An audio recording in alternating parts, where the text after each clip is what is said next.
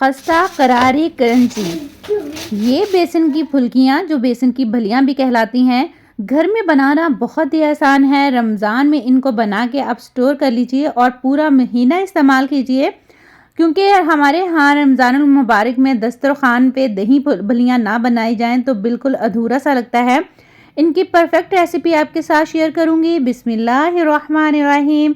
अस्सलामुअलैकुम, welcome back to my channel cooking with Malik family. आज मैं आपके साथ शेयर करूंगी बेसन की भलियों की रेसिपी।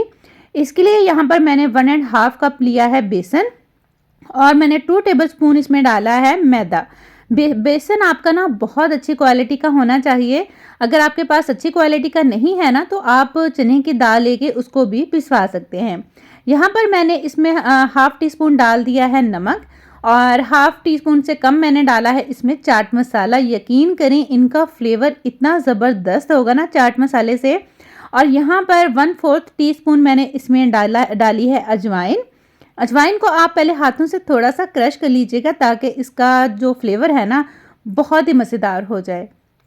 तो बस यहाँ पर ना हमने क्या करना है, सबसे पहले इन ड्राई चीज़ों को अच्छे से मिक्स कर लीजिएगा और फिर अब हम इसमें डालेंगे यहाँ पर पानी आपने एकदम से सारा नहीं डाल देना, आपने थोड़ा थोड़ा करके पानी डालना है और थोड़ा थोड़ा पानी डाल के इनको अच्छे से मिक्स करना है। तो आप देख लीजिएगा मैं किस तरह से इनकी मिक्सिंग कर रही हूँ। और इनको हमने कितना थिक रखना है, क्योंकि हमने इसको ज़्यादा पतला नहीं करना और ना ही हमने इसको डो की तरह गूंदना है। जिस तरह से लेयर होती है ना केक बनाते हैं और केक की लेयर एक रिबन की तरह गिरती है, ऐसी होनी चाहिए। यहाँ पर ना अभी मैंने इसमें फ्लेवर के लिए और कलर के लिए डाली है हल्दी, बिल्कुल 2 से 3 चुटकी डाली है। आप फूड कलर भी डाल सकते हैं, लेकिन हल्दी से फ्लेवर ज़रा अच्छा हो जाता है। और यहाँ पर ना इस पॉइंट पर हमने इसमें डालना है मीठा सोडा। मीठा सोडा यहाँ पर मैंने हाफ टी स्पून से कम डाला है और मीठा सोडा हमने इस पॉइंट पे डाल के इसको अच्छे से बीट करना है। कम से कम आपको 7-8 मिनट लगने चाहिए, क्योंकि जितना अच्छा ये आप बीट कर लेंगे ना, इसको मिक्स कर लेंगे, ये उतनी ही मज़ेदार और क्रिस्पी भलियाँ बनेगी।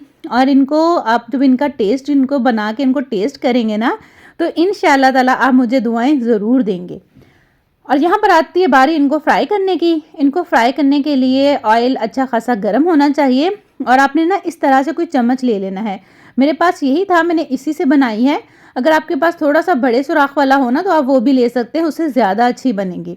तो बस इसी तरह से हमने थोड़ा थोड़ा बेसन इस पर डालते जाना है और दूसरे चम्मच की मदद से इसको प्रेस करते जाएं तो ये भलियाँ खुद ब खुद बनती जाएंगी और ये तेल में डालते साथ ही ना ऊपर फ्लोट करेंगी, ऊपर तैरना स्टार्ट हो जाएंगी। यही इसकी निशानी है कि जैसे ही ये ऑयल में जाएंगी ये तैरना शुरू हो जाएंगी और ये आपस में बिल्कुल भी नहीं चिपकेंगी। बस आप जितनी ऑयल में आपकी कैपेसिटी हो उतनी डालिए और फिर आपने बस इनको फ्राई कर लेना है। फ्राई आपने डबल प्रोसेस से करना है कि पहले आपने फ्राई करके इनको निकाल लेना है और दूसरी दफ़ा फिर इनको एक दफ़ा ना गरम गरम ऑयल में डाल के 2-3 मिनट फ्राई कीजिए और निकाल लीजिए।